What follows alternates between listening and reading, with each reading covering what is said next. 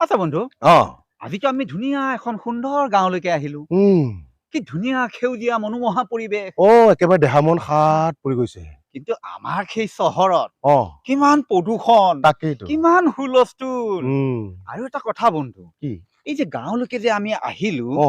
এই গাঁৱৰ ছোৱালী আৰু আমাৰ সেই চহৰৰ ছোৱালীৰ মাজত কিবা এটা পাৰ্থক্য তই লক্ষ্য কৰিলি নে গাঁৱৰ আৰু চহৰ ছোৱালীৰ মাজত পাৰ্থক্য